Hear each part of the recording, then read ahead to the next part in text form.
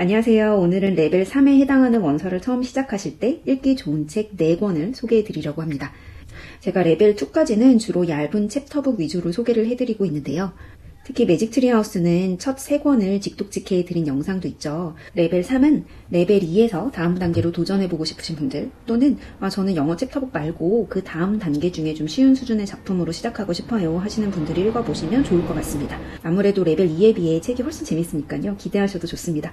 책을 제가 이렇게 소개해드리는 이유는 일단 내용을 조금이라도 알고 읽으시면 읽어내기가 훨씬 수월하기도 하고요. 두 번째로는 이 아토스 레벨이나 렉사일 지수 같은 게 있긴 하지만 막상 원서를 읽다 보면 이 레벨이 원어민 기준이기 때문에 영어 학습자에게 뭔가 꼭 들어맞지가 않는 그런 느낌이 있더라고요. 그래서 쉬운 책을 잘 못 찾으시고 유명하지만 어려운 책을 도전했다가 책을 못 끝내시는 분을 많이 봤기 때문에 영어 학습자에게 맞는 수준의 책을 정리해볼 필요가 있겠다는 생각을 해봤어요.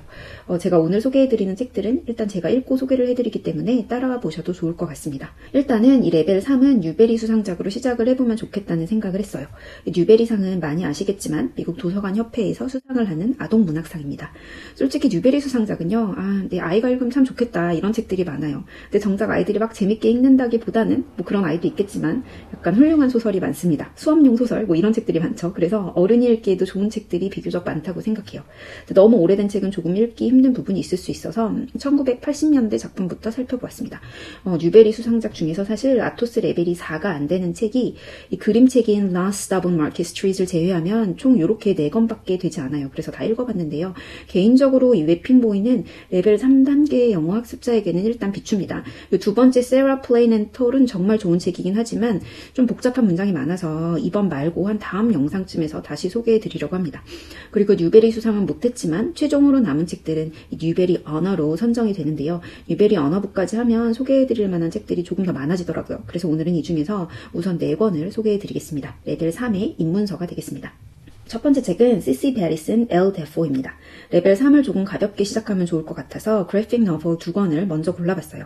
이렇게 만화책처럼 보이지만 짜임새 있는 스토리로 만들어진 책들을 그래픽 너블이라고 하는데요. 이 책을 먼저 소개해드리는 이유는 제가 앞부분을 해석해드리고 표현을 정리해드린 영상이 따로 있기 때문이에요.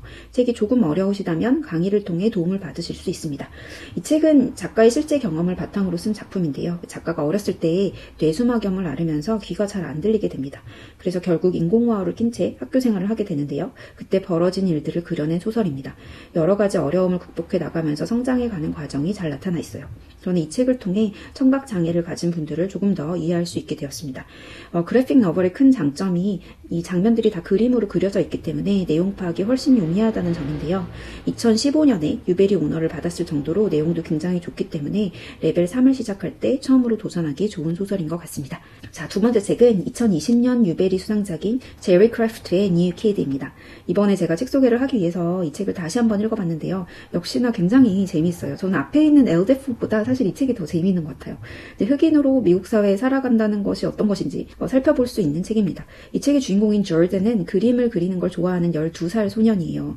그런데 이 친구가 엄마의 강력한 권유로 백인의 비율이 아주 높은 그런 좋은 사립학교로 전학을 갑니다. 엄마는 이곳에서 조던이 좀 학업적으로도 좋은 기회를 얻고 백인이 주류인 미국에서 성공의 기회를 찾을 수 있기를 바라죠. 조던이 근데 새 학교에서 적응하기가 만만하지가 않은데요. 학교에서 겪게 되는 어떤 인종차별적인 상황이 굉장히 우프게 그려집니다. 그리고 미국에서 흑인에 대한 사회적 고정관념이 책 속에 잘 드러나 있어요. 그래도 또 그 안에서 좋은 친구들을 만나며 우정을 나누게 되죠. 역시나 이 책 역시 그래픽 너블이기 때문에 구어체가 많은 것이 특징이고요. 조금 막히는 부분이 생기더라도 그림과 함께 상황을 따라가시면 무난히 완독하실 수 있을 것 같은 그런 책입니다. 자, 세 번째 책은 캐서린 애플게이트의 The One and Only Ivan이라는 책이에요. 이 책 역시 제가 앞부분을 직독직해드린 책으로 골라봤어요. 2013년에 뉴베리상을 받은 뉴베리 수상작인데요. 아마 뉴키드를 읽고 이 책을 읽으시면 문체가 정말 많이 다르다라는 느낌을 확 받으실 것 같아요.